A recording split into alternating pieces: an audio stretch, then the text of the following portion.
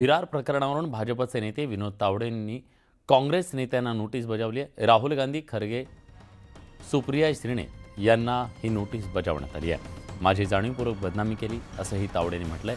बिनशर्त माफी मागा, अन्यथा 100 कोटींचा दावा दाखल करू असं विनोद तावडे म्हणाले। 24 तासात बिनशर्त माफीचा पर्याय विनोद तावडेंकडून देण्यात आला।